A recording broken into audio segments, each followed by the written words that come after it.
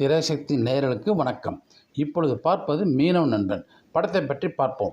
புரட்சி நடிகர் எம்ஜிஆர், கலையரசி லதா, வெண்ணிராடி நிர்மலா, சச்சு, PS வீரப்பா, நம்பியார், நாகேஷ், தேங்காய் சீனிவாசன் மற்றும் பலர். இசை MS விஸ்வநாதன். கதை வசனம் டைரக்ஷன் ஸ்ரீதர். டைரக்டர் ஸ்ரீதர் எம்ஜிஆர் வைத்து முதல் படம் பண்ணது உரிமை குரலுங்க. அடுத்த 2வது படமாக மீனவ நண்பன் பண்ணாருங்க. அதுவே கடைசி படங்க. அதோட CM ஆகிட்டார். உரிமை குரல் வசூல் சென்னையில் மட்டும் 368 நாளில் பெற்ற வசூல் 11,95,691 பைசாங்க. ஆனால் மீனவ நண்பன் வசூலை பார்க்கலாம். சென்னையில் 319 நாளில் 17,76,719ங்க வசூலாக பெற்றது. சென்னை, மதுரை, சேலம் 100 நாட்களுக்கு, இலங்கை 2 தியேட்டர் சேர்த்தால் மொத்தம் 5 தியேட்டர் 100 நாள் ஓடி பெரிய வெற்றி பெற்றது. திருச்சி பேலஸில் மட்டும் தொடர்ந்து 101 காட்சிகள் அங்கு நிறைந்து வெற்றி பெற்றது.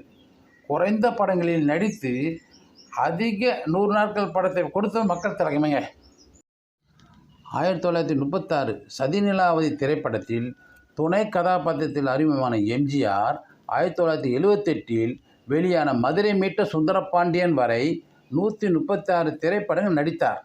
114 திரைப்படங்களில் எம்ஜிஆர் கதாநாயகனாக நடித்தார். சென்னையில் அவரது 8 படங்களில் 13 லட்சத்தை தாண்டியது வசூல் சாதனை பெற்றதுங்க. படத்தை பற்றி பார்ப்போம். எங்கள் வீட்டு பிள்ளை வசூல் 13,23,000. அடிமைப்பெண் 13,60,000. மாட்டுக்கார வேலம் 13,21,000. ரிக்ஷாக்காரன் 16,84,000. உலகம் சுற்றும் வாழ்வும் 23,40,000. இதயக்கேணி 19,89,000.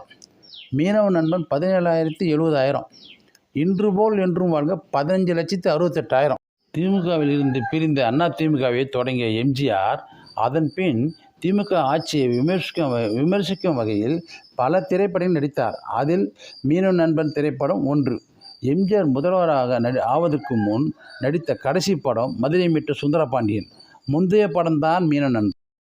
ஸ்ரீதரின் உதவி இயக்குனரை அழைத்து ஒளிப்பதிவாளர் எம்ஜிஆருக்கு பொசிஷன் கொடுக்க சொன்னார். அதன்படி அந்த உதவி இயக்குனர் பொசிஷன் கொடுத்தார். ஆனால் மேலே இருந்து மின்விளக்குக்கு சூடு தாங்காமல் அவதிக்குள்ளான அந்த உதவி இயக்குனரை என்னால் உஷ்ணத்தை தாங்க முடியவில்லை என்று கூறி அந்த இடத்தை விட்டு நகர பார்த்தார். அப்போது பின்னால் இருந்து ஒரு கை அவர் சட்டையை பிடித்து இழுத்தது. அது எம்ஜிஆரின் கைதான். அந்த உதவி இயக்குனரை பிடித்து நிறுத்தி, ஒழுங்கா நில்லு, நாங்கள்லாம் நிற்கிறோம்ல, நீயும் நில்லு என கூறி அவரை நிறுத்தி வைத்தாராம்.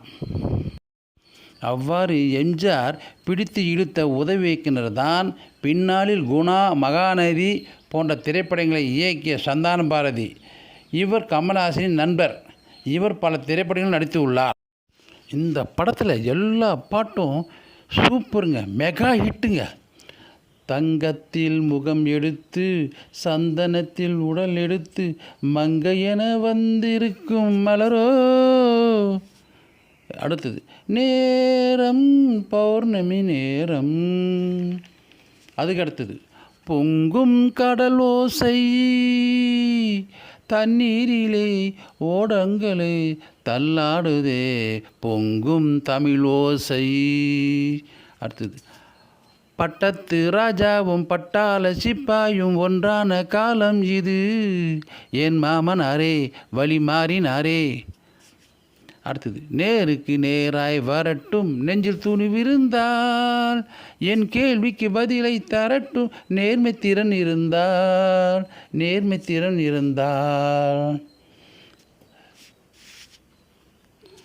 மீனவ நண்பன் படத்தை மீண்டும் ரீரிலீஸ் செய்தால் நல்ல வசூலை பெறலாங்க. நன்றிங்க.